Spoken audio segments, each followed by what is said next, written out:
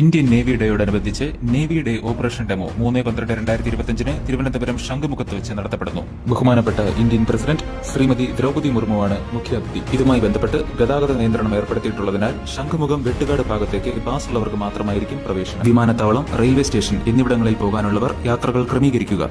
Checking പോയിന്റുകളിൽ നിങ്ങളുടെ യാത്രാരേഖകൾ കാണിക്കുക. ഡൊമസ്റ്റിക് എയർപോർട്ടിലേക്ക് പോകുന്നവർ സ്ക്രീനിൽ കാണുന്ന റൂട്ട് ശ്രദ്ധിക്കുക. പാസില്ലാതെ വരുന്നവർക്ക് വിവിധയിടങ്ങളിൽ പാർക്കിംഗ് ക്രമീകരിച്ചിരിക്കുന്നു. പാസില്ലാതെ വരുന്നവർ നിർദ്ദിഷ്ട പാർക്കിംഗ് സ്ഥലങ്ങളിൽ വാഹനം പാർക്ക് ചെയ്ത ശേഷം അവിടെ നിന്നുള്ള KSRTC ബസ്സിൽ ശംഖുമുഖത്തേക്കും തിരികെയും പോകാവുന്നതാണ്. പൊതുജനങ്ങൾക്കുള്ള പാർക്കിംഗ് സ്ഥലങ്ങൾ പറയുന്നു. MC റോഡ് വഴി വരുന്നവർക്ക് MG കോളേജ് ഗ്രൗണ്ടിൽ വാഹനം പാർക്ക് ചെയ്യാം.